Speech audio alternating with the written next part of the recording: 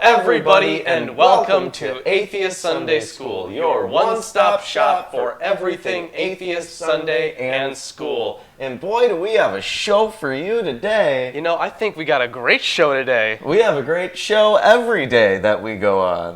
That's not true. No, it's not. It should be true. Well, we're going to have a great show in First Chronicles. Oh, no, my God, that show. It's coming up. That first show of First Chronicles, it's, oh boy, it's not going to be that amazing. It's going to be a very subpar show. Yeah, once we finish and it's not our fault. Second Kings, we'll be in First Chronicles, so...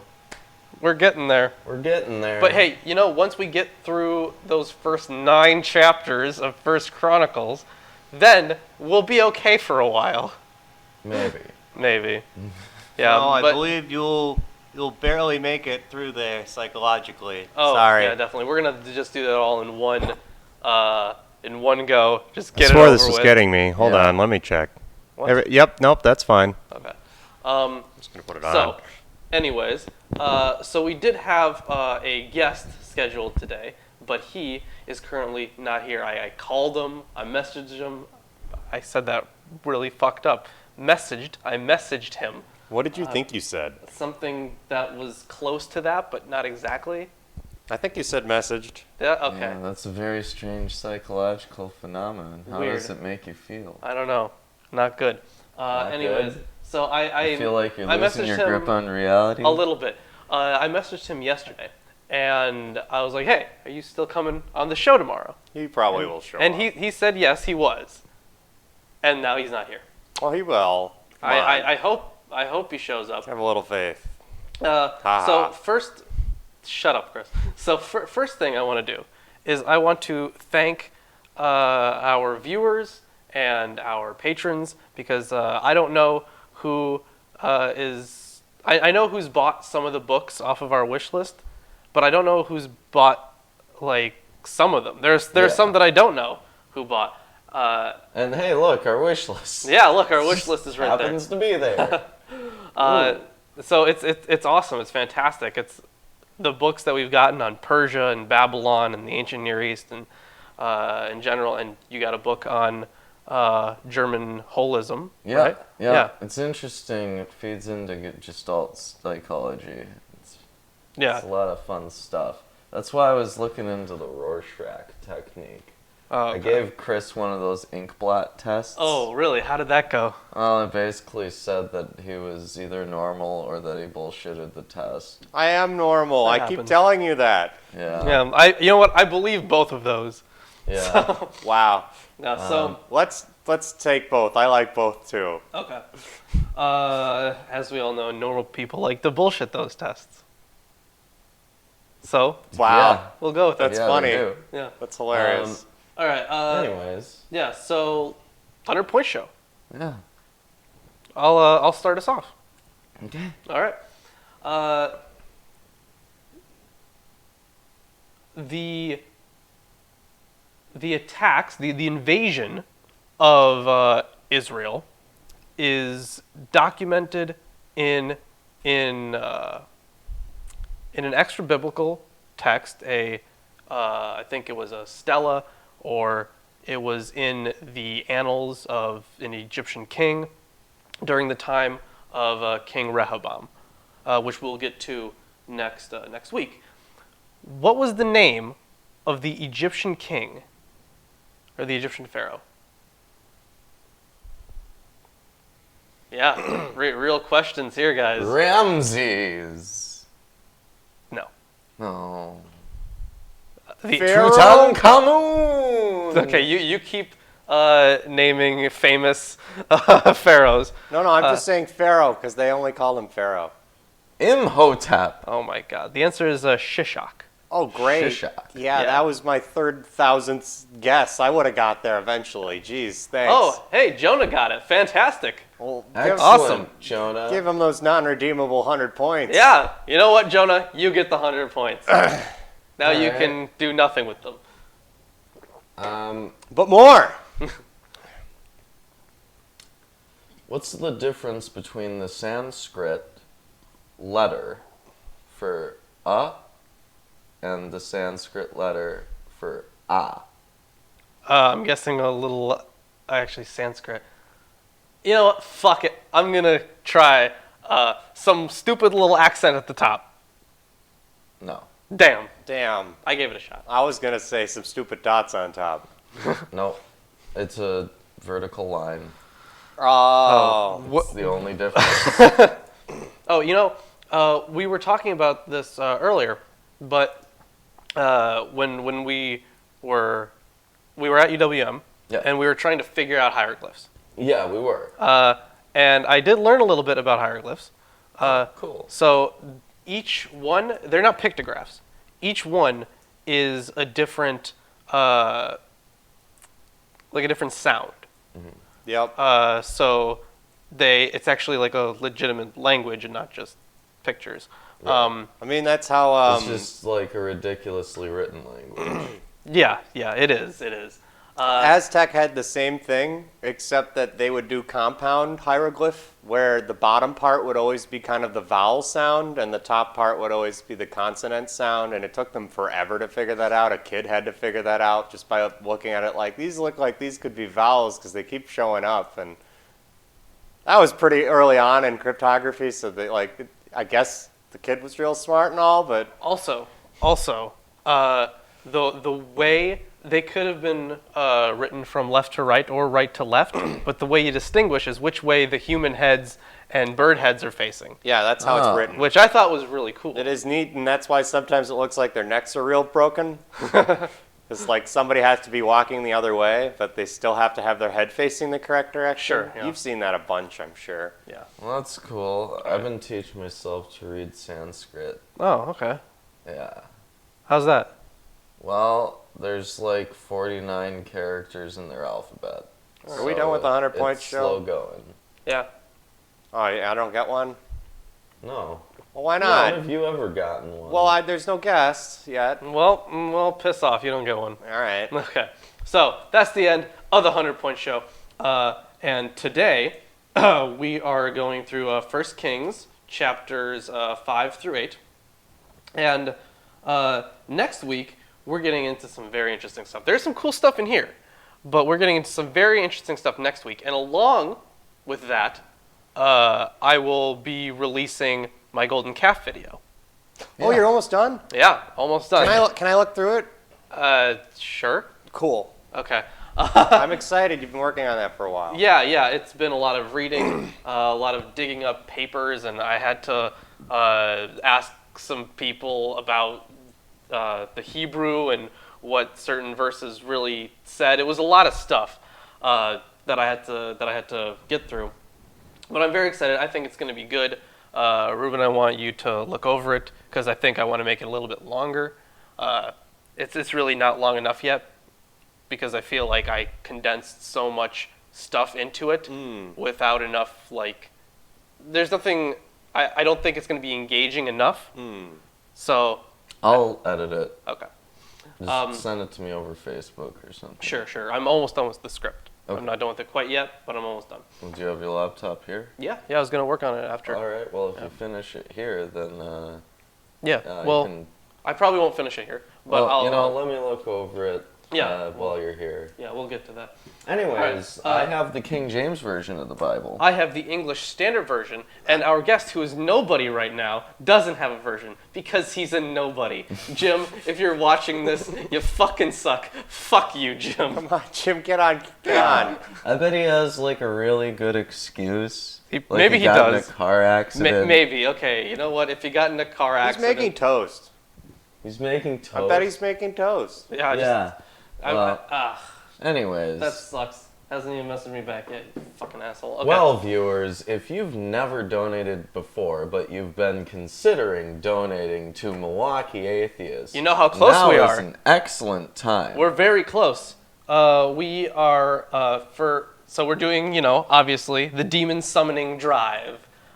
So if you want us to summon a demon, Ruben has some black magic books. Yeah. Basically. So we're gonna try to summon a demon. I highly doubt it's gonna work. Yo, if it works though, we're gonna have it on camera. Yeah, we will. because we're fucking honest about it. And we're not going to use any fog machines. No fog machines. Nothing like that. No. We do need to get more black robes. That's true. We did. Oh, we did? We did. Good. All right, well, that's done then. But we are obviously, waiting until we get $666. Right now, we are at $458.33. That is 68.8% of the way there. Now, we missed a big opportunity because on that Blood Wolf supermoon, that's supposed to be a huge magic thing. It was apparently supposed to be. And Landon pointed it out. So if we could have made gold then, we could have done the most powerful magic spell. But unfortunately, our magic powers are twisted at the moment. Right, okay.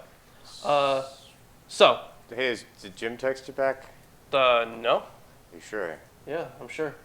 That was just some emails. Nice. Yeah. All right. Oh. And if you guys want to read the script before the video gets posted, you can become a $1 patron. How great is that? Wow. That you get access to all of our scripts and behind-the-scenes stuff for $1 a month. That's crazy. Anyways. Oh my God! Only $1? Yeah, $1. But let's stop the shelling. Even though I started it. So chapter 5. Hold on. We also have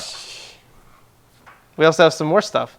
We have the Holy Scriptures. In accordance with the Masoretic text and the constant consultation of Jewish authorities. Circa 1917. Close. And under the constant consultation? No. According to the Masoretic text, a new translation with the aid of previous versions and with constant consultation of Jewish authorities. I forgot the aid of previous versions. Yep, the aid. Yep. Oh man. And we also have the New King James. We also have the Oxford Companion of the Bible and Unfolding the Deuteronomistic History and the Old Testament Survey. And See-Through Mountain Dew. All that stuff. And yes, See-Through Mountain Dew. Sponsored. We're not sponsored, but we would love to be sponsored by Mountain Dew. That would be great. I would totally sponsor Mountain Dew. It looks like Worn Out has just abandoned God. Worn Out? Worn Out. Thank you for abandoning God. Thank you for abandoning God. All right. So let's get started with chapter 5. Okay. And Hiram, king of Tyre. I think it's pronounced Tyre. Tyre. Yeah. Tyre. I think, yeah. Sent his servants unto Solomon, for he had heard that they had anointed him king in the room of his father. For Hiram was ever a lover of David. I have always loved David, which I think is, knowing David, it could have been both ways. So, yeah, we were discussing his questionable sexuality with that other guy earlier, his servant or Jonathan. whatever. Yeah, Jonathan. Yeah, he liked him. Him and Jonathan. I'm convinced that if there's any truth to that story, it's either the gayest bromance or just gay. Yeah, which is fine. I ain't judging. They can do whatever they want. Way to max out the mic when you say that. Yeah, I wanted to make it very clear. I wanted to make it very clear. And Solomon sent to Hiram, saying, why is that a whole verse? Oh, Reuben. What? Your mic just died. Oh, Reuben's mic died. Okay, well, it's good on my end. I know. He got to change the batteries over there, I guess. Sorry, friend. Shit. That happens. We're just starting the show. And it's already fucking up. Chris is almost done there with the good old battery exchange. Yeah. Okay, we're back. So is that because Jonah's using the Septuagint? Because that translation is probably from. I think that may have been from the Hebrew. The Hebrew. Yeah. Okay. I think. I'm not 100% sure. JPS. Jewish so Hebrew. Personal Jewish standard? Publication Oh. Society, I think. Oh, is it the same as this one? Close, I think. Let me see. Because I remember he said something about that. I mean, I'm guessing that it's from the Hebrew, I think. But Anyways, I think we should. I don't think that's where that's from, dude. Are you checking the verses? I'm checking the verses. Okay, well, you go ahead and check the verses. But that does happen quite often. In fact, I was looking, there's a certain psalm that describes Yahweh as as having, or as being a bull, or as being like a calf, like some kind of imagery there. And I was looking, like in the book I was reading through, it quoted it, and then I checked the verse and it didn't match up. And it's because it was one off. It was because it was using a different translation with different versing. Yeah, I actually don't think we missed really anything of Reuben's because I pointed it out as soon as it died. See, in here, chapter 5 starts at chapter 421. 420. Yeah. One. Yeah, it gets kind of confusing. I think it's a bummer that that's something we have to deal with. Yeah. But okay. So he sent to Hiram, saying, Thou knowest how David my father could not build a house unto the name of the Lord his God for the wars which were about him on every side, until the Lord put them under the soles of his feet. But now the Lord my God hath given me rest on every side, so that there is neither adversary nor evil occurrent. And behold, Behold, I purpose to build a house unto the name of the Lord my God, as the as the Lord spake unto David my father, saying, Thy son, whom I will set upon thy throne in thy realm, he shall build a house unto my name. Now therefore command thou that they hew me cedar trees out of Lebanon, and my servants shall be with thy servants, and unto thee will I give hire for thy servants according to all that thou shalt appoint. For thou knowest that there is not among us any that can skill to hew timber like unto the Sidonians. Were the Sidonians particularly well known for hewing timber? I mean, apparently, I have no idea. comparatively, I guess. I guess so. And it came to pass, when Hiram heard the words of Solomon, that he rejoiced greatly, and said, Blessed be the Lord this day, which hath given unto David a wise son over this great people. And Hiram sent to Solomon, saying, I have considered the things which thou sentest to me for, and I will do all thy desire concerning timber of cedar and concerning timber of fir. That's F-I-R. I have cypress instead of that. Cypress. Yeah, I have no idea if those are the same thing or not. What's it called? The study of trees? Treology? No. I don't think it's treology. It's not. Well, it should be. It sounds kind of like something. It's not botany, because It's not it's just botany is Right. just plants. I don't remember. Whatever. Someone in the chat probably knows. I know that the study of tree rings is a dendrology, right? I think that's what it is. Is it? Yeah, That's that's the study of the rings. neat. But I have no idea. So Whatever. If I'm there's a not guy, I'm not a tree guy. Oh, it's called druidry. Wow. Great. Yeah, it's not herbology either. Nope, it's druidry. Well, let's stop arguing about trees and My servants shall bring them down from Lebanon unto the sea, and I will convey them by sea in floats unto the place that thou shalt appoint me. and will cause them to be discharged there, and thou shalt receive them. And thou shalt accomplish my desire in giving food for my household. So Hiram gave Solomon cedar trees and fir trees according to all his desire, and Solomon gave Hiram 20,000 measures of wheat for food to his household, and 20 measures of pure oil. Thus gave Solomon to Hiram year by year. And the Lord gave Solomon wisdom, as he promised him, and there was peace between Hiram and Solomon, and they two made a league together. And King Solomon raised a levy out of all Israel, and the levy was 30,000 men. And he sent them to Lebanon, 10,000 a month by courses. A month they were in Lebanon, and 2 months at home. And Adoniram was over the levy.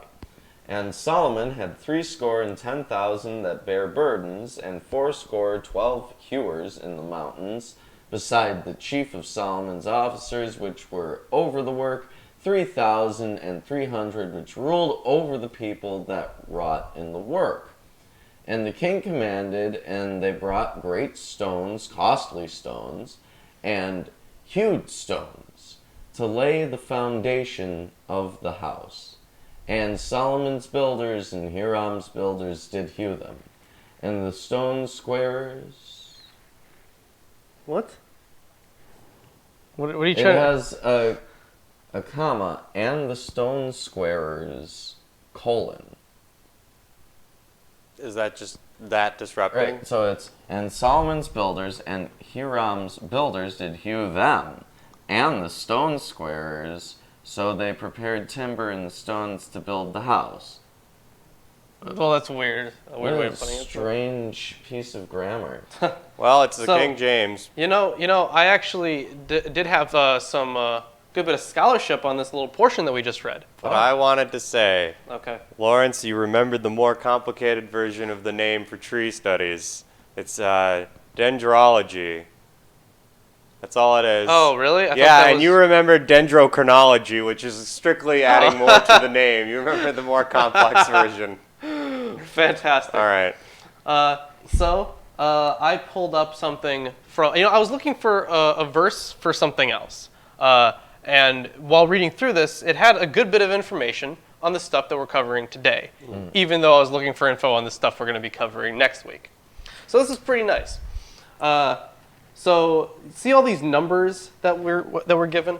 Like we have 20,000 cores, we have 30,000 men, 10,000 a month in shifts, all that good stuff.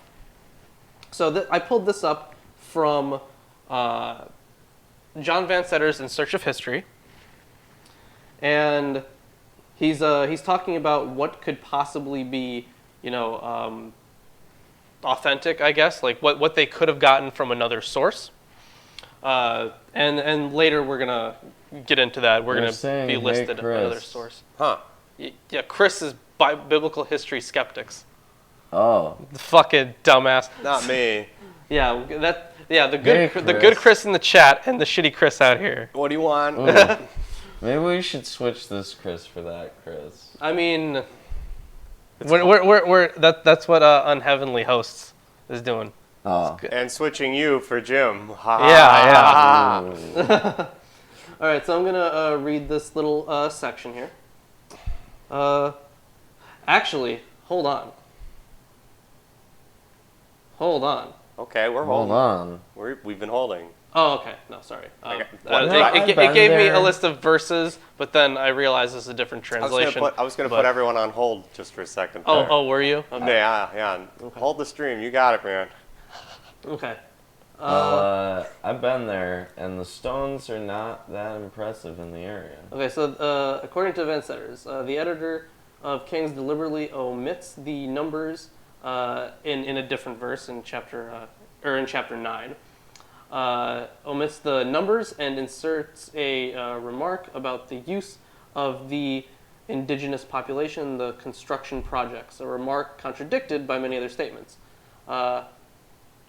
And then he goes on to continue on the stuff we just read. But in verses 5:27 to 32, and in the English that we just read, it's 13 to 18. The figure for the labor force on the temple alone is 30,000, while the number of officers is set at 3,300, 6 times the number in 923. So very different numbers given. It is possible that the whole section of 5:15 to 32, and in our translation it's different, is an attempt by the historian of Kings to write a historical narrative based on a number of official records. So contradictory accounts.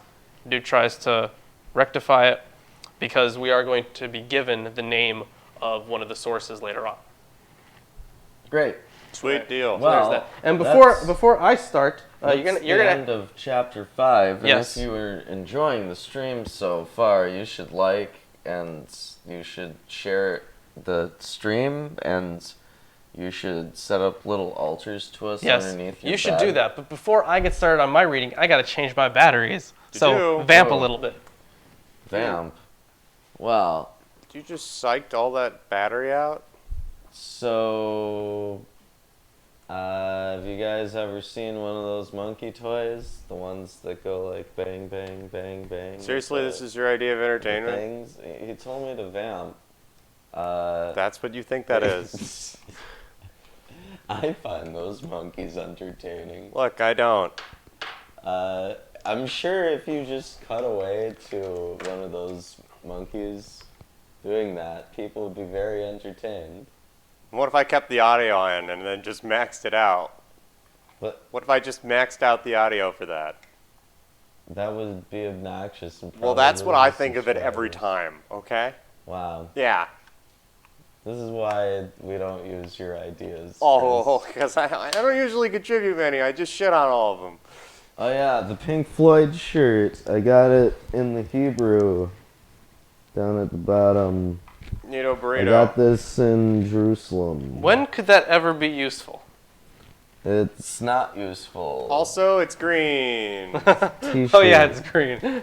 So. All right, so I'm back with some batteries. I apologize for that. Well, hey, we didn't know it looked good before. Time. Yeah. All right, so I guess let's hop right into chapter 6 then. What do you think? Yeah. Yeah? In the 480th year after the people of Israel came out of the land of Egypt, it's pretty rare when we get stuff like this, straight up like dates. Hey, yeah. It tells you when it happened. Yeah. In the 4th year of Solomon's reign over Israel, in the month of Ziv, which is the 2nd month, he began to build the house of the Lord. The house that King Solomon built for the Lord was 60 cubits long, 20 cubits wide, and 30 cubits high. The vestibule in front of the nave of the house was 20 cubits long, equal to the width of the house, and 10 cubits deep in front of the house. And he made for the house windows and recessed frames. Mine says windows of narrow lights. That basically means Okay. small slits. Small slits, okay. So it is kind of similar to the tabernacle. Yes. Yeah. Very close, actually. He also built a structure against the wall of the house, running around the walls of the house, both the nave and the inner sanctuary. And he made side chambers all around. The lowest story was 5 cubits broad, and the middle one was 6 cubits broad, and the third was 7 cubits broad. For around the outside of the house, he made offsets on the wall in order that the supporting beams should not be inserted into the walls of the house. Man, this is very specific again. Yeah, very Is very this specific our favorite again. author? No, This it's is not. not P. No. Oh, Is this why they did that? Was that a reference to this? I think it very easily could have been. I've heard some arguments for and against it. That there was some that the construction of the tabernacle was strictly based on this, but it really could go either way, honestly. Is this the building in the background we have today? No. Yeah. Yes, it is. Oh, it is? Okay. Yeah. In fact, it's going to get a little bit more interesting because there's something behind Reuben. You can kind of barely see it. But there are some cow heads under see if I can do something. under the cauldron thing. Yeah. Here, I could just do this for a sec. Yeah, you went in the wrong direction. Wow, I went in the wrong direction. Yeah, but there are some cow heads under those cauldrons. There you go. So that's going to be very interesting. We'll get to that. And thank you, Chris. Okay, so where the hell was I? Right. Who knows? When the house was built, it was with stone prepared at the quarry, so that neither hammer nor axe nor any tool of iron was heard in the house while it was being built. Wow, these guys are fucking little fucking. What's the word I'm looking for? If I knew, I'd tell you. Well, they're high maintenance, I guess. Aha! They're high maintenance. Yeah. The entrance for the lowest story was on the south side of the house, and one went up by stairs to the middle story, and from the middle story to the third, which makes sense. We should have a GoFundMe To build this? No, where we go fund tearing down the Dome of the Rock and excavating the Temple Mount site. Oh, well, shit. Okay. We just got a message back from Jim, and oh boy, it's a good reason. Okay. So let's. We could talk about that later, I guess. Yeah, we can talk about that later. I don't really want to talk about it on stream without him. Saying it's a good idea. Yeah, without him like being here and stuff. So he's not coming. Yeah, so that's a pretty damn good reason. Okay. Anyways. So he built the house and finished it. And he made the ceiling of the house of beams and planks of cedar. He built the structure against the whole house 5 cubits high, and it was joined to the house with timbers of cedar. Now the word of the Lord came to Solomon concerning this house that you are building. If you... Wait, where's this even coming from? It just says, now the word of the Lord came to Solomon. So... I'm guessing he's like hearing this somewhere. Yeah, but it's strangely put together because usually it's like, and the Lord spoke to them, right? It's a little different there. Concerning this house that you are building, if you will walk in my statutes and obey my rules and keep all my commandments and walk in them, then I will establish my word with you, which I spoke to David your father, and I will dwell among the children of Israel and will not forsake my people. You know how many times he's made this fucking promise? Yeah, like every chapter. Fucking like all the goddamn time. So Solomon built the house and finished it. He lined the walls of the house on the inside with boards of cedar.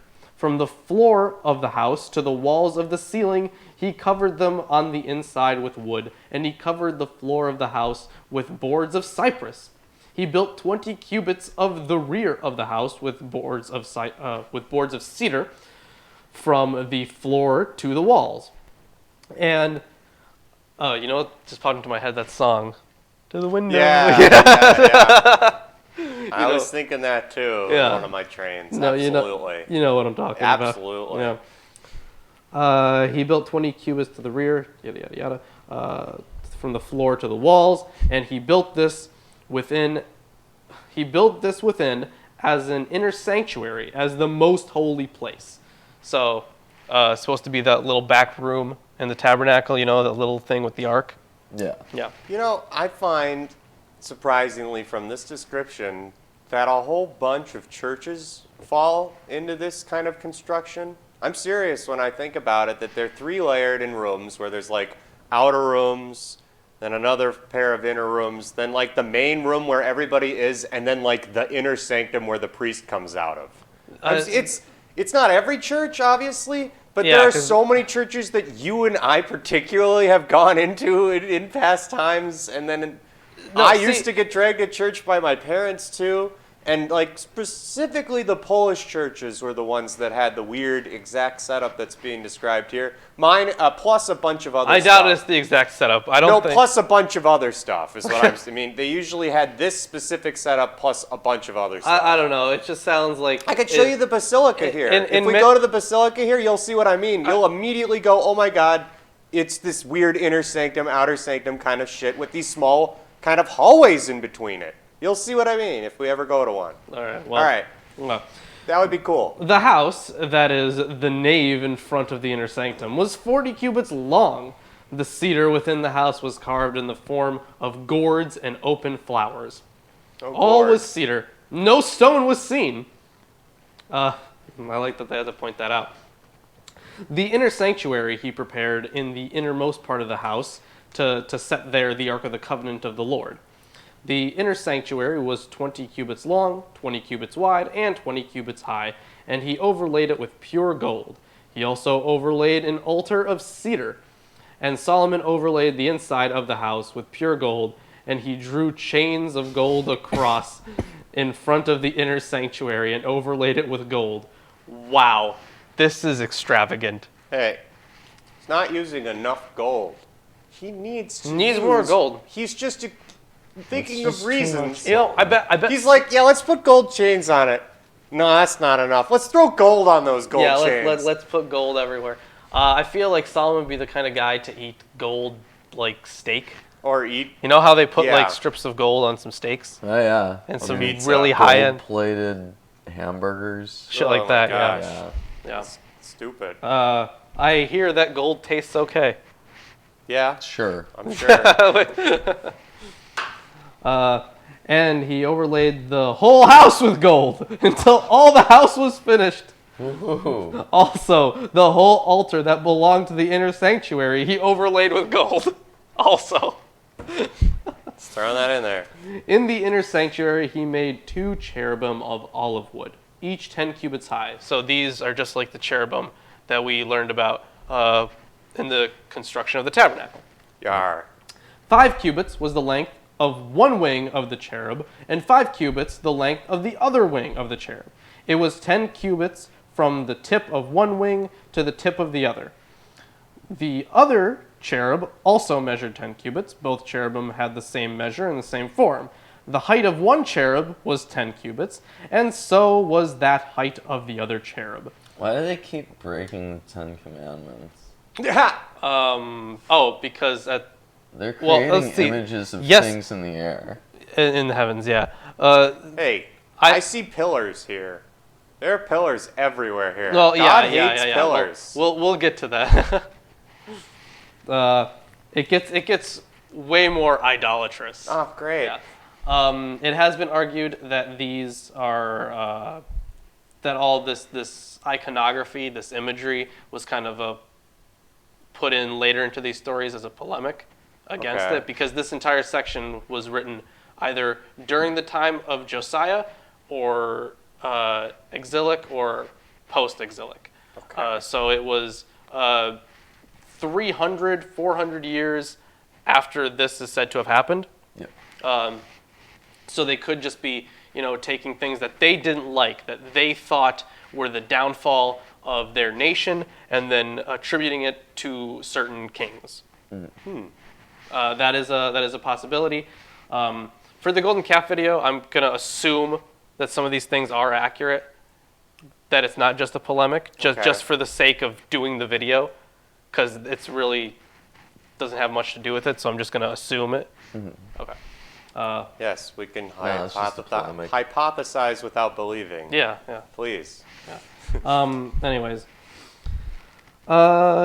he put the cherubim in the innermost part of the house.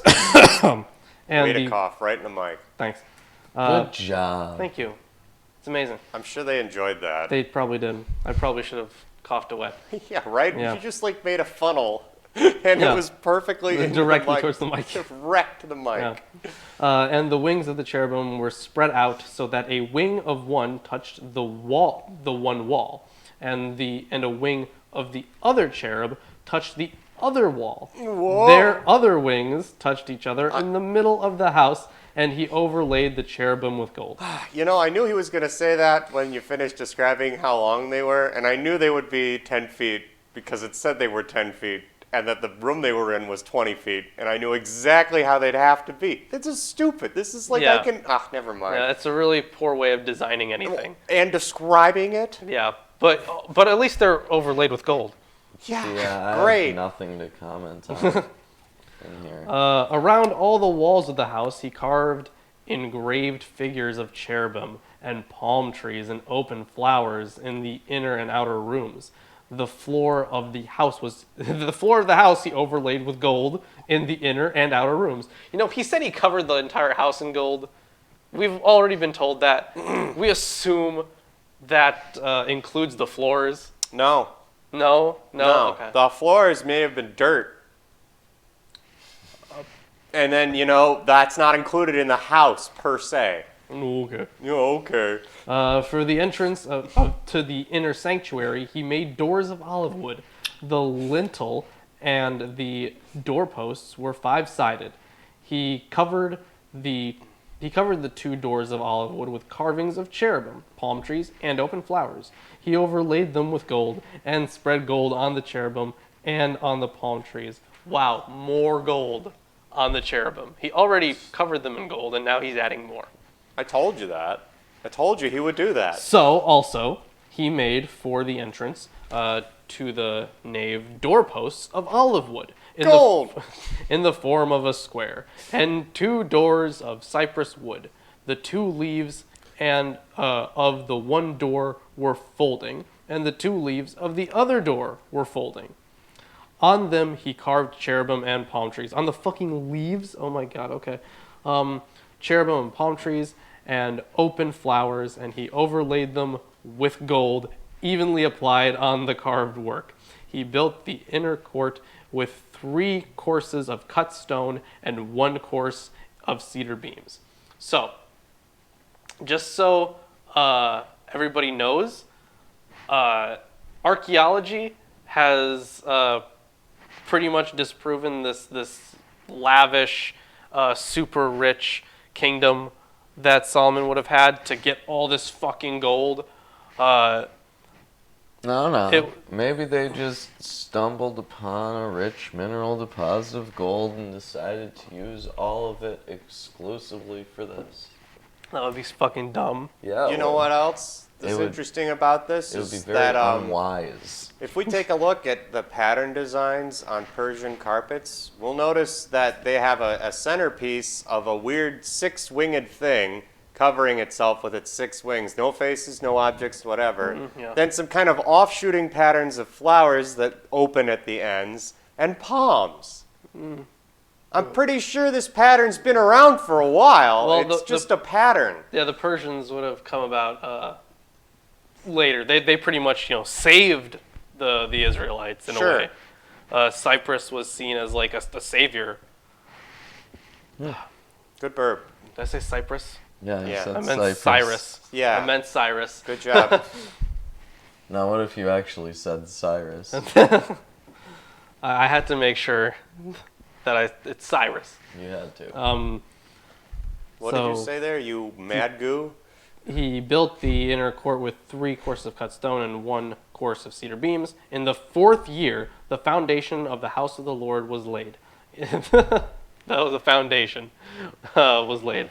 In the month of Ziv, and in the 11th year, in the month of Bul, which is the 8th month, the house was finished in all its parts and according to all its specifications. He was 7 years in building it. So, he built his temple. He built the temple. Good job. Yep. That's the end of chapter 6. Yeah, that's the end of chapter 6. And I don't know about you, but I kind of am hearing something. Are you? Ooh, that's so strange. I'm hearing it too. It could be anything. Behold, I am your Lord and Savior, Jesus Christ, and I want to let all you heathens and sinners know that I support this wonderful episode of Atheist Sunday School. Lawrence and Reuben try their very best to bring you the true glory of the Bible, and they need your help. They have provided links to their Patreon page and other social media just for you. Once again, my name is Jesus Christ, and this is Milwaukee Atheists. The Lord is with them. God bless. Wow. Whoa. Thank you, Jesus.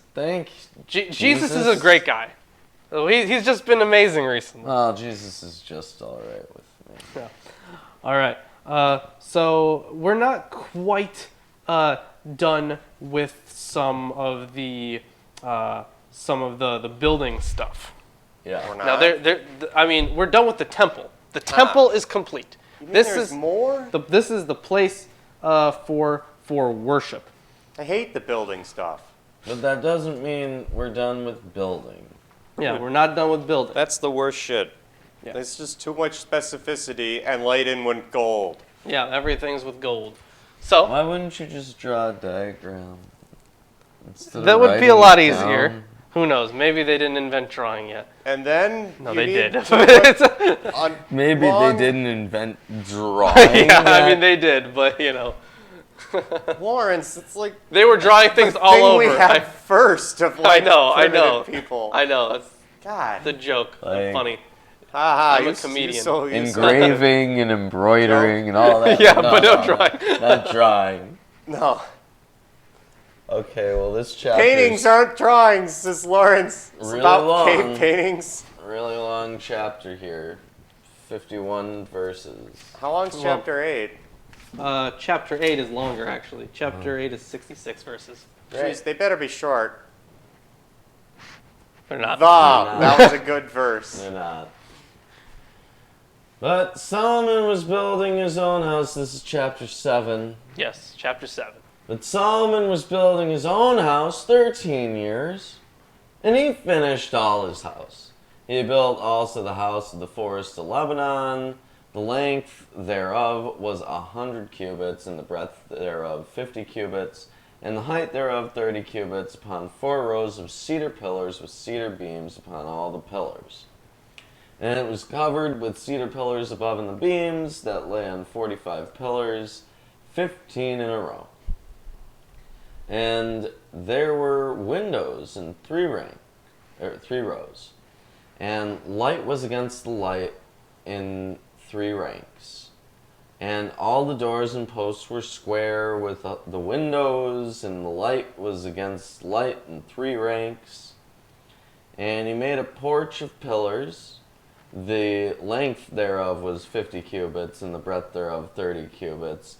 And the porch was before them, and the other pillars and the thick beam were before them.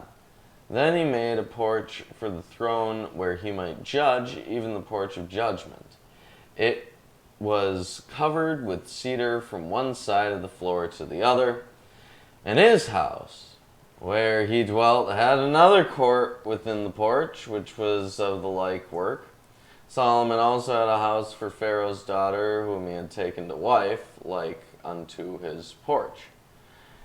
All these were of costly stones, according to the measure of hewed stones, sawed with saws within and without, even from the foundation unto the coping, and so on the outside toward the great court. And the foundation was of costly stones, even great stones, stones of 10 cubits, and stones of 8 cubits. And above were costly stones, after the measures of hewed stones and cedars. I wouldn't have seen that coming in the text. That's so, wow. You know, there's a reason that no stones were used in the construction of the temple.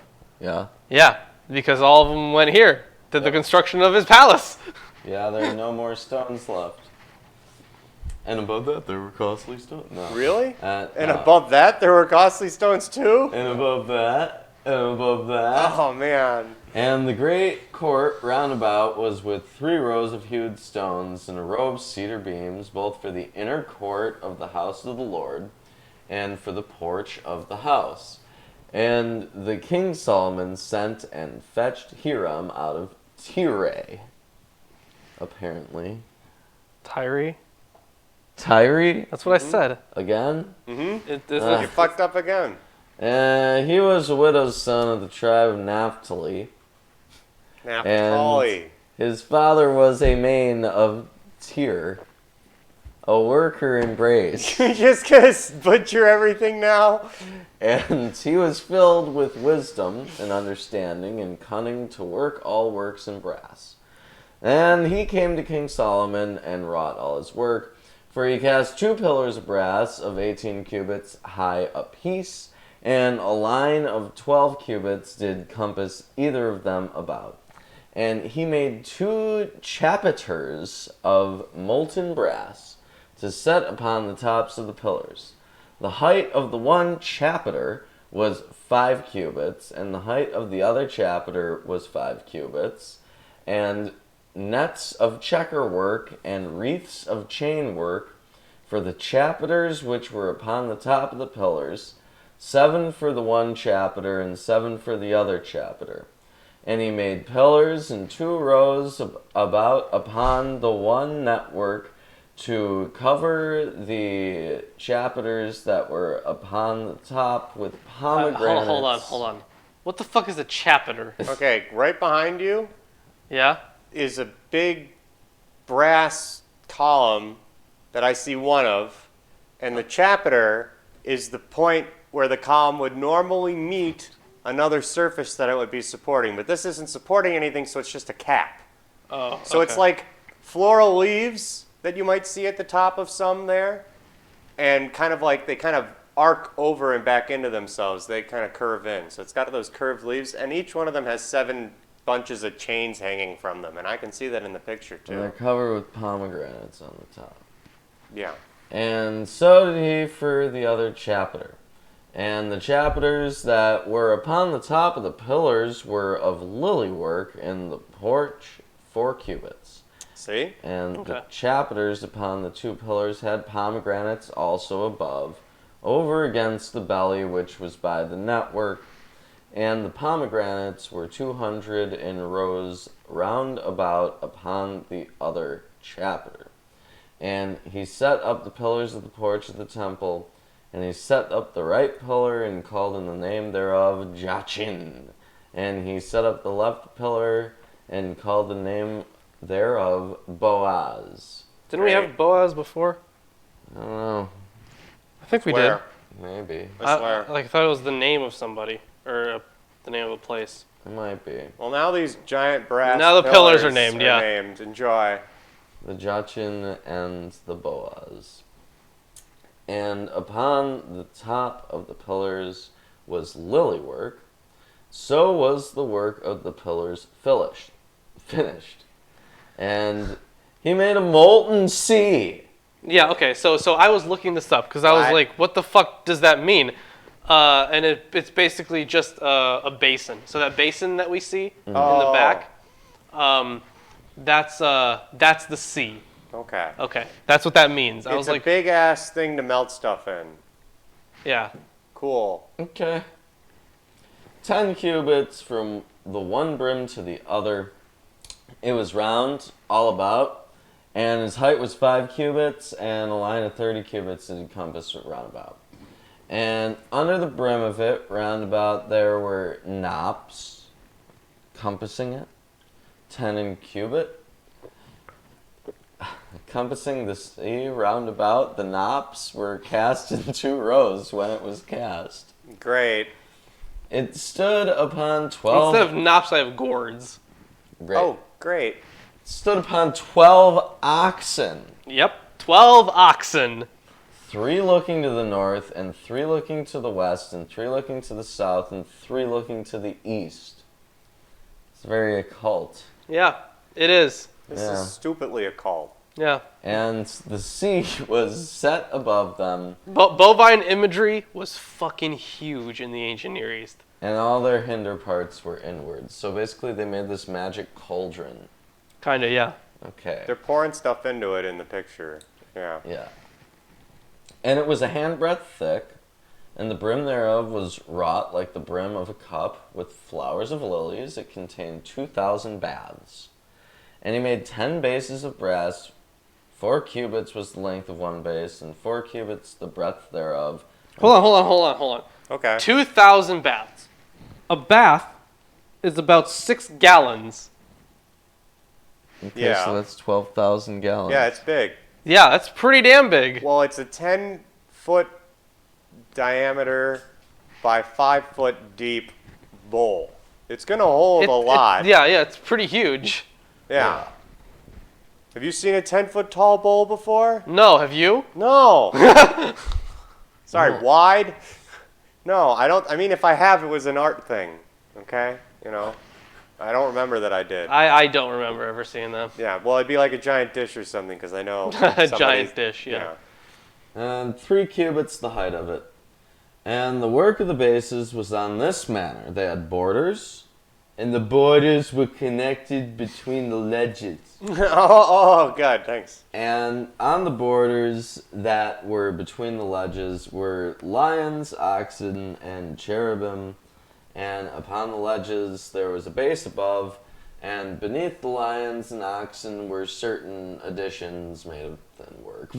Wow, okay. You're going to be super precise about Everything else. everything else. There's some other stuff. Everything else. But then you're like, there's... Okay. Beneath the lions and oxen were certain additions. Yeah. Way to specify. Great. Thanks. And every base had 4 brazen wheels and plates of brass, and the 4 corners thereof had undersetters. Under the laver were undersetters molten at the side of every addition, and the mouth of it within the chapiter and above was a cubit, but the mouth thereof was round after the work of the base, a cubit and a half. Wow, I don't know what they're talking about, but that sounds important. And also the mouth of it were gravings with their borders, 4 square, not round. And under the borders were 4 wheels, and the axle trees of the wheels were joined to the base. And the height of the wheel was a cubit and a half cubit. And the work of the wheels was like the work of the chariot wheel, their axle trees and their naves. They worked like wheels. They could have just said they're fucking wheels. They're like the wheels you have on chariots. And So their wheels? bellows and their spokes were all molten. And there were 4 undersetters to the 4 corners of one base, and the undersetters were of the very base itself. And at the top of the base there was a round compass of half a cubit high, and on the top of the base the ledges thereof and the borders thereof were of the same. For on the plates of the ledges thereof and on the borders thereof he graved cherubim, lions, and palm trees, according to the proportion of every one, and additions round about. After this manner he made 10 bases. All of them had 1 casting, 1 measure, and 1 size. Then he made 10 lavers of brass, and 1 laver contained 40 See, baths. I have basins, so they just made smaller pots. Platform. They just made a bunch of smaller pots. Yeah. They had this one big one. Yeah, it's a babcha pot. Well, every one was 4 cubits, and upon every one of the 10 bases, 1 laver. And he put 5 bases on the right side of the house and 5 on the left side of the house. And he set the sea on the right side of the house, eastward, over against the south. And Hiram made the lavers and the shovels and the basins, so Hiram made an end of doing all the work that he made King Solomon for the house of the Lord. Wait, hold on. So this is kind of strange. So Hiram also made the pots, the shovels, and the basins. So Hiram finished all the work that he did for King Solomon on the house of the Lord. It's interesting that it's put here because this was the building of Solomon's temple. This isn't the house of the Lord. This is Solomon's house. Right. I guess it's to drive the point home that Solomon's house is 50 times better than the house of the Lord. Well, people also Well, I don't refer know. to the king as Well, whatever he Lord had left. I mean, Dude, he gave his scraps Sure. to the house of the Lord, is what I'm saying. but the thing is, it's all capitalized. So it was from it was an actual. I think it was from an actual name of God. Whoa. What's Okay. that mean? Well, the 2 pillars and the 2 bowls of the chapters. Also, was it just him building all this? Was it just Yeah, Haram? just this guy. That were on top of the 2 pillars and the 2 networks to cover the 2 bowls of the chapters, which were upon the top of the pillars, and 400 pomegranates for the 2 networks, even 2 rows of pomegranates for 1 network to cover the 2 bowls of the chapters that were upon the pillars, and the 10 bases and 10 lavers on the bases, and 1 sea and 12 oxen under the sea, and the pots and the shovels and the basins, and all those vessels which Hiram made to King Solomon for the house of the Lord were of bright brass. In the plain of Jordan did the king cast them in the clay ground between Succoth and Zarthan. And Solomon left all the vessels unweighed. Ellis Hall, Sir 666. Ellis Hall. Thank you for the Thank 666. you, Ellis. How close are we now? Closer. I'm not sure on the percentage, given. but almost 70% probably. Maybe Cool. maybe it's around 70%. So we're Excellent. getting there. We're getting there. We're getting there. And if you've never donated to Milwaukee Atheists before and you're considering donating, Now's a good time. always. Any times are Always. good times. Anytime is a good time. Yeah. Let's go on. Because so Solomon left all the vessels unweighed because they were exceeding many, neither was the weight of the brass found out. And Solomon made all the vessels that pertaineth unto the house of the Lord, the altar of gold and the table of gold whereupon the showbread was, and the candlesticks of pure gold, 5 on the right side and 5 on the left before the oracle, with the flowers and the lamps and the tongues of gold, and the bowls and the snuffers and the basins and the spoons and the censers of pure gold, and the hinges of gold, both for the doors of the inner house, the most holy place, and for the doors of the house to wit of the temple. So was ended all the work that King Solomon made for the house of the Lord. And now they're saying, it was the work that King Solomon did. Yeah. By himself? And Solomon brought in Well, I'm the sure, like, if this happened, really, it was a lot of people, and they're just the kind of, they're the guys instructing it all. Nah, he did it himself. But it's really weird that they're like, so King Solomon was doing all this work, but previously it was Hiram who was doing all the work. Yeah.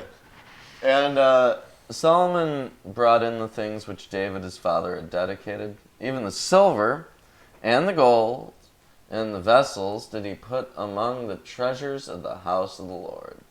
That's the end of chapter 7. That's the end of chapter 7. Now we got a really long chapter coming up for chapter 8. And if you haven't already, drop a like on the video because it really helps us. It really does. Yeah, I see 23 viewers, and if I don't see 23 likes, I'm going to punch Lawrence. Okay, well now we're not going to get 23 likes. All right. All right. I'm going to punch Lawrence. You better like this video. I promise I'll do it later. Well, just like the video. Like the video, and I promise I'll do it. Either way, honestly. Anyways, final chapter for the day. Yeah, you want me to read it? No, Good. because that's going to take longer. Maybe. What if I just No, breeze it through will. it? It will I'll take butcher longer. everywhere. Assault! Yes. Calling the cops. Oh. Yeah, no, That- I don't want to butcher everything, but I could read it real fast. Oh my God. You would not like it. No, I would not. Then Solomon assembled the elders of Israel and all the heads of the tribes, the leaders of the father's house of the people of Israel before King Solomon in Jerusalem to bring up the ark of the covenant of the Lord out of the city of David, which is Zion. And all the men of Israel assembled to King Solomon at the feast in the month of Ethanim, which is the 7th month. And all the elders of Israel came, and the priests took up the ark, and they brought up the ark of the Lord, the tent of meeting, and all the holy vessels that were in the tent. The priests and the Levites brought them up. And King Solomon, you could just say the Levites brought them up, because they're synonymous. Let's be fair here. And King Solomon and all the congregation of Israel who had assembled before him were with him before the ark, sacrificing so many sheep and oxen that they could not be counted or numbered. They sacrificed so many. It must have been a bloodbath. I mean, It's ridiculous. that's why you need this big cauldron to boil all your blood off. Yeah. Just killing so many things. Then the priests brought the ark of the covenant of the Lord to its place in the inner sanctuary of the house, in the most holy place, underneath the wings of the cherubim. For the cherubim spread out their wings over the place of the ark, so that the cherubim overshadowed the ark and its poles. And the poles were so long that the ends of the poles were seen from the holy place before the inner sanctuary, but they could not be seen from the outside. And they are there to this day. Whoa, you Ooh. believe that? Spooky. Oh. You know, that might be a meme to this day. I still think if it gets used enough, kind of like Behold. I mean, could be, Could be. but Should be. at this point it doesn't even matter anymore. Well, I don't think it matters to this day. Okay.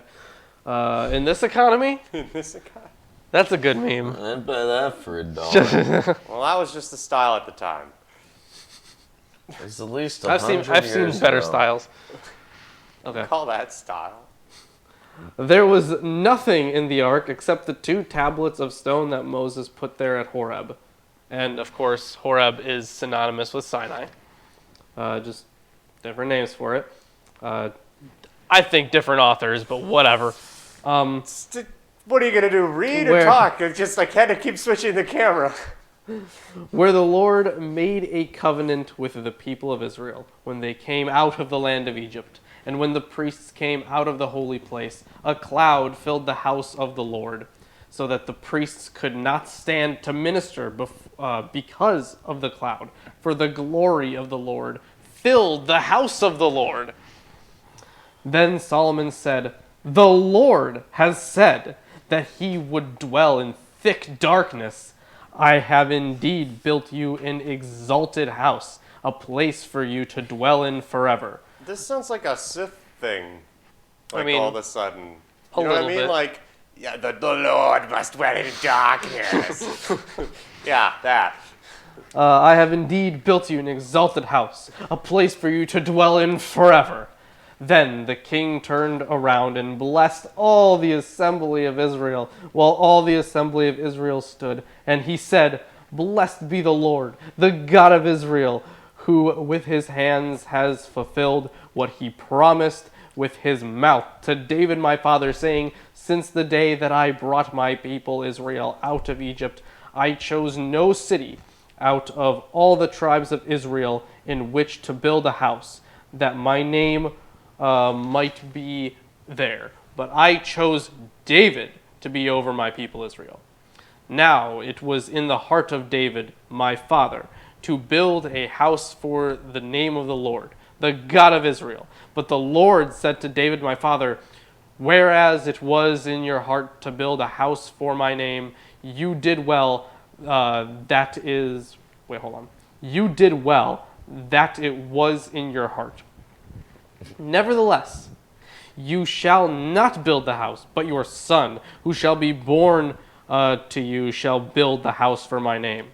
Now the Lord has fulfilled his promise that he made, for I have risen in the place of David my father, and sit on the throne of Israel. And the Lord promised, and I have built the house for the name of the Lord, the God of Israel. And there I have provided a place for the ark, in which is the covenant of the Lord that he made with your fathers, when he brought them out of the land of Egypt. That sounds like that promise he keeps bringing up again. Lots of promises. God's not the best with promises. Hey, man, I promise I'll do something. And God remembered his people, Israel, because he yeah. forgot about them for so long. So I'm just imagining this like bubble-headed God who's like, oh yeah, I totally forgot about you guys. I'm so sorry. Yeah. I'll promise next time I'll help. Yeah, no, I'll help your kid. Yeah. I'm sorry I let everybody die and sometimes commanded it. My bad. Just a complete airhead, Yeah. you know. Okay.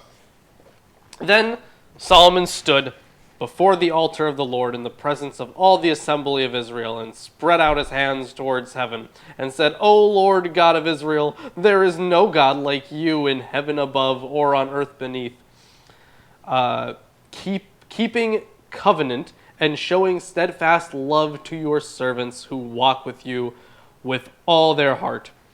You have kept with your servant David my father what you declared to him. You spoke with your mouth, and with your hand have fulfilled it this day. Now therefore, O Lord God of Israel, keep your servant David my father what you have promised him, saying, You shall not lack a man to sit before me on the throne of Israel, if only your sons pay close attention to their way, to walk before me as you have walked before me. Now therefore, O God of Israel, let your word be confirmed, which you have spoken to your servant David my father. Now, what I find really interesting is that previously with David, in his dynastic promise, he was told that his seed would be on the throne of Israel forever, right? Mm-hmm. And now, because before it wasn't conditional. Yes. Now it's conditional. Now they're like, as long as they do this. Yeah.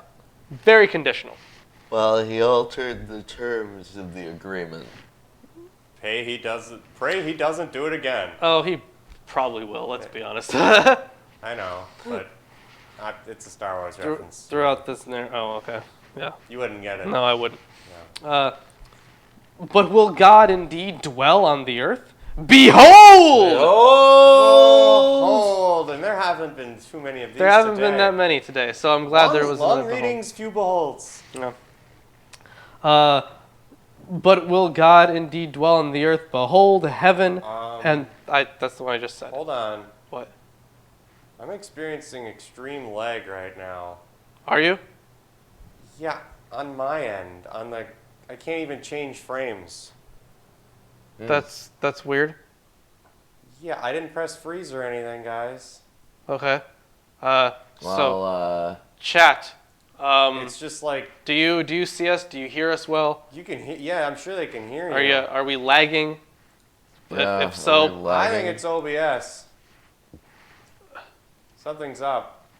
Well, there's nothing we can do about it. No, but it's so bad that they can't see you at all. we're frozen. Do you hear us? Yeah, they can hear Well, I'm just asking. you. All right, that didn't help. Okay, so the sound is live, but we're frozen. Yeah, something's up with our capturing right now. Okay. That's Okay, weird. finally we're back. Okay. If I knew what it was, I'd tell you. Again. Okay. But it's not this. It was something with it and OBS. We're back. It was only for a few seconds. Well, Okay. that's Random glitch. Let's move on. All I'm right. sorry, guys. Let's move on. Sorry about that, guys. But we're back. Seriously, I have freaked me out because I'm watching this and I'm just like, oh, Lawrence, stop moving. Lawrence, stop moving. Lawrence is still moving here. Lawrence's audio's still going. What's going on? All right, let's continue. Must have been Jesus. Ah, man, he's gotta have a bad side to him. Yeah, too, yeah. huh? We must have gotten on his bad Wrath side. of God. Whoa. Yeah. Sorry, Jesus. But behold, heaven and the highest heaven cannot contain you. How much less this house that I have built. Yet have regard to the prayer of your servant and to his plea. O Lord my God, listening to the cry and to the prayer that your servant prays before you this day, that your eyes may be open. This is so weird. Okay. That your eyes may be open night. Okay. That your eyes may be open night and day toward this house, the place of which you have said, my name shall be there, that you may listen to the prayer that your servant offers towards this place, and listen to the plea of your servant and of your people Israel when they pray toward this place. And listen in heaven, your dwelling place, and when you hear, forgive. If a man sins against his neighbor and is made to take an oath and comes and swears his oath before your altar in this house, then hear in heaven and act and judge your servants, condemning the gullibility, although Freudian slip. Guilty, condemning the guilty by bringing his conduct on his own head, and vindicating the righteous by rewarding him according to his righteousness. Wow, I like the use of vindicate. You don't hear that word thrown around very Yeah, often. vindicate's a good word. It's a cool word. Yeah. When your people Israel are defeated before the enemy because they have sinned against you, and if they turn again to you and acknowledge your name and pray and plead with you in this house, then hear in heaven and forgive the sin of your people Israel and bring them again to the land that you gave to their fathers. I'm going to take a shot in the dark and say that's post-exilic. Oh, yeah. I'm going to take just a random... gonna throw a dart out there. Opinion in there. Just a crazy opinion. It's crazy. Where did you even found that opinion? Where did I get that from? I don't think so. No. It's pretty exilic. Different The exile. fucker's different exile. When heaven is shut up and there is no rain because Shut up, heaven. It's closed. Those remember the floodwaters coming down? Yeah, the gates of heaven were open. Yeah, the gates of heaven. Yeah. And also how was it phrased? The gates of the deep, or what was it? The doors of the deep. The doors of the deep. Some shit like that, where the windows. No, the windows of heaven, and then like something of the deep, and I forget what it is, but it was coming from both sides. From above and below. Waters were coming from above. Yeah, I forget the exact phrasing. Well, I hate it when that happens. Yeah. That sucks. Like when you're in a geyser and it's raining. Yeah, that's awful. I don't like when you're in a geyser. Fountains of the deep. Yeah, there we go. Fountains of the deep. Okay. Yeah, I don't like it when I'm in a geyser under a waterfall either. Yeah, that sucks. That's all awful. Been there, done that. It's a horrible experience. Anyways. When heaven is shut up and there is no rain because they have sinned against you, if they pray toward this place and acknowledge your name and turn from their sin when you afflict them, then hear in heaven and forgive the sin of your servants, your people Israel, when you teach them the good way in which they should walk, and grant rain upon your land, which you have given to your people as an inheritance. If there is famine in the land. So that's why all the Jewish services, they always face east.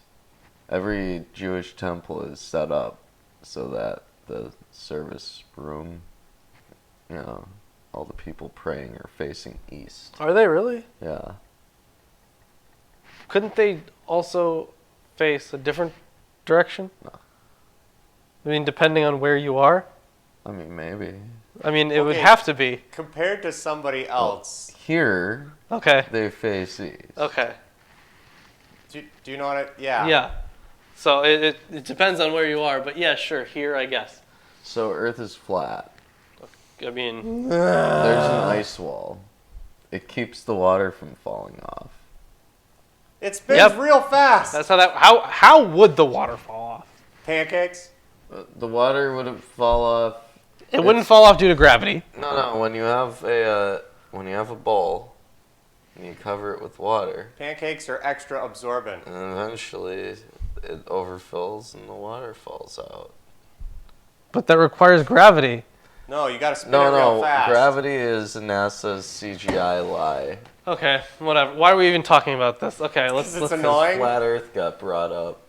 Let's just move on. And the Bible says the Earth is flat. It does kind of, yeah. Yeah, pancakes. It's that ancient cosmology.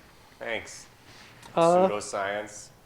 If there is famine in the land, if there is pestilence or blight or mildew or locust or caterpillar, if their enemy besieges them in the land at their gates, whatever plague, whatever sickness there is, whatever prayer, whatever plea is made by any man or by all your people Israel, each knowing the affliction of his own heart and stretching out his hands towards this house, then hear in heaven your dwelling place, and forgive and act and render to each whose heart you know, according to all his ways. For you only, know the hearts of the children of mankind, that they may fear you all the days that they live in the land that you gave to our fathers.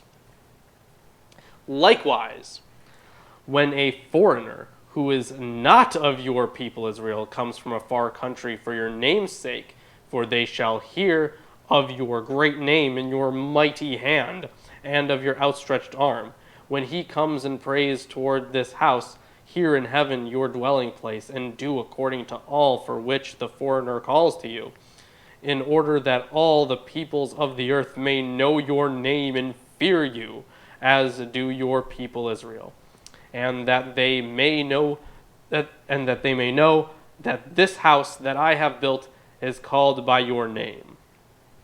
You know, at this point it would definitely be a different house, because Solomon's temple doesn't exist anymore. I love it when Lawrence just goes, and he just pokes himself in the cheek. Yeah. It's kind of hilarious. The second temple also doesn't really exist anymore. It's in fucking ruins. Well, the third one does. Sure. And then a whole bunch of other ones. But they said to pray towards this temple. That's a different one. Yeah, but there's rocks. Wow, rocks. You're There's right. that There are wall. rocks. Good job. There are rocks. There's the wall. That would have been from the Western second wall. temple. Okay, it's from the second temple. But that's there still were not this probably temple. some rocks that they used. Again. So they're praying in the general direction of where they think the The rocks are. Yeah. Yeah. Yeah. Well, they're Hey. supposed to pray towards the Ark of the Covenant. but we don't have that. Well, that's why he was building a temple. Well, now they're just praying towards where it should be. And they're lying. The Ark is always being researched. It's a super advanced alien device. Oh that, yeah, that's true. According to conspiracy. Yeah, that's right. nuts, It's been helping Hey, that's humans on the advance History for Channel. decades. It's fact. I mean, it might be. Shit, I don't know. Anyways, if your people go out to battle against their enemy, by whatever way you shall send them, and they pray to the Lord toward the city that you have chosen, and the house that I have built for your name, then hear in heaven their prayer and their plea, and maintain their cause. So help your people who worship you kill people you don't like. Wow. If they sin against you, for there is no one who does not sin, and you are angry with them and give them to an enemy, so that they are carried away captive to the land of the enemy, far off or near, yet if they turn their heart in the land to which they have been carried captive, and repent and plead with you in the land of their captors, saying, we have sinned, and have acted perversely and wickedly, if they repent with all their mind and with all their heart in the land of their enemies who carried them captive, and pray to you toward their land, which you gave to their fathers, the city that you have chosen, and the house that I have built for your name. This is a long-ass sentence. Jesus. Then hear in heaven your dwelling place, their prayer and their plea, and maintain their cause, and forgive your people who have sinned against you and all their transgressions that they have committed against you, and grant them compassion in the sight of those who carried them captive, that they may have compassion on them. and then in parentheses, for they are your people and your heritage, which you brought out of Egypt from the midst of your furnace. That's the end of the sentence. I hate this It's not sentence. the end of the sentence for me. Really? Oh, keep going, Ruben. What? Okay, well, I don't want to hear the end of this sentence. No. Let's not go with that. In fact, there hasn't been a period since verse 44. Wow. And That's awful. I don't think there is one until the end of 52. Holy shit. King Wow, okay. James, you monster. That's awful. That's awful. You ruined grammar for everyone. What a long sentence. For me, that ranged from verse 46 through 51. Still. That's a very long, and those aren't like short verses. They're not acceptable. Let your eyes be open to the plea of your servant and to the plea of your people Israel, giving ear to them whenever they call you. For you separated them from among all the peoples of the earth to be your heritage, as you declared through Moses your servant when you brought our fathers out of Egypt, O Lord God. Wow. So he's making a lot of demands. Mm-hmm. Yeah. What a nice guy. Now, as Solomon finished offering all this prayer and plea to the Lord, he arose from before the altar of the Lord, where he had knelt with hands outstretched towards heaven, and he stood and blessed all the assembly of Israel with a loud voice, saying, Blessed be the Lord, who has given rest to his people Israel, according to all that he promised. Not one word has failed of all his good promise, which he spoke by Moses his servant. Well, that's just Not one word. Nope, not a single one. Huh? You guys were saying something? Nope, Not a word. not a word. Wow. Yeah. All right. Not a single one. So, thanks for that, God. The Lord our God be with us, as he was with our fathers. May he not leave us or forsake us, that he may incline our hearts to him, to walk in all his ways, and to keep his commandments, his statutes, and his rules, which he commanded our fathers. Let these words of mine, which I have pleaded before the Lord, be near to the Lord our God day and night. And may he maintain the cause of his servant and the cause of his people Israel, as each day requires, that all the peoples of the earth may know that the Lord is God, there is no other. Let your heart therefore be wholly true to the Lord our God, walking in his statutes and keeping his commandments, as at this day. Because that happens a lot today. Yep, absolutely. Then the king and all Israel with him offered sacrifice before the Lord. Solomon offered as a peace offering to the Lord, get this, 22,000 oxen. That's a lot of oxen. Read the next part. Oh, I'm going to do that too. And 120,000 sheep.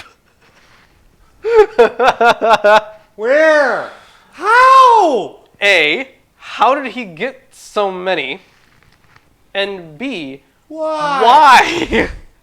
120,000 sheep. He committed sheep genocide. Yeah, he killed a lot of things. Hey, guys.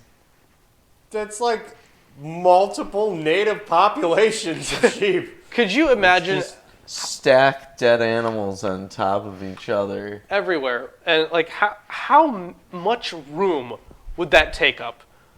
That would take up a lot of room. Yeah, you'd have to fill the streets with dead sheep and ox. No. They get smaller as you burn them.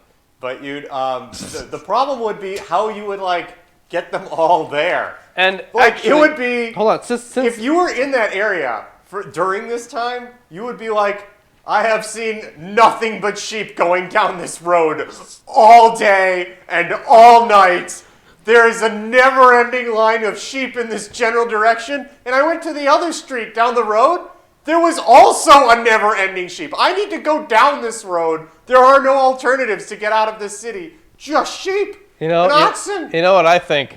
I think that I think it would have been pretty funny if one of the peasants was like, I kind of need a sheep. So he took one sheep, and so instead of having 120,000 sheep, it was 119,999, and then God was all pissed off. That was the problem. Yeah. Specificity, Yeah, exactly. So that'd be pretty funny. How much is left here? A little bit. Okay. So he killed a lot of things. Yeah. So the king and all the and remember, I think the priesthood is getting their cut too, right? Of course, they have to for each ceremony. Yeah, they'd have to. I mean, realistically, no, but in the narrative of the story, they would be getting a good cut of that. Yeah. It's like, how many priests do you have to feed? More than enough for them here. Ever-increasing amount? So the king and all the people of Israel dedicated the house of the Lord. The same day the king consecrated the middle of the court that was before the house of the Lord, for there he offered the burnt offering and the grain offering and the fat pieces of the peace offerings, because the bronze altar that was before the Lord was too small to receive the burnt offerings and the grain offering and the fat pieces of the peace offerings. No shit, really? It was too small? You fucking think? Sir, it's too many. Okay. So carcasses. Here's where they're getting at. Okay. So Solomon held the feast at that time, and all Israel with him.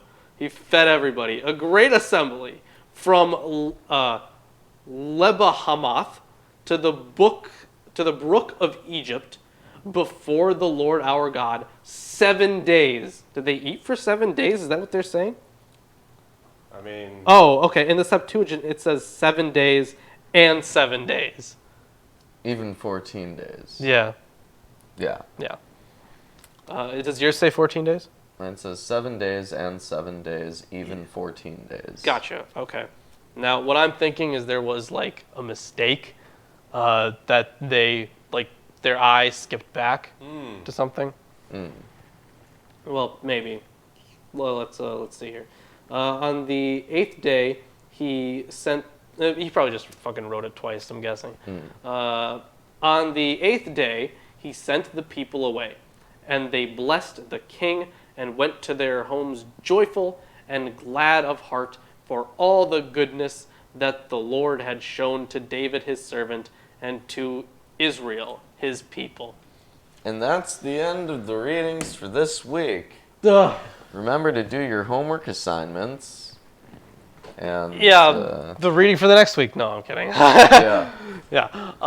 So if you guys enjoyed the show, please consider dropping a like. It really does help us out. It helps us out with the algorithm. I see 17 viewers. I should see at least 17 likes. If there are already more, fantastic. And if you have a small altar to us built in your closet, that'd be cool. I'm not really sure if that would help us out, but it would be cool. But it'd be cool. Yeah. So, I don't really have any ending announcements. Do you? We've been on for a while. We have been on for a while. No, I don't. Do you have any announcements, Chris? Yes.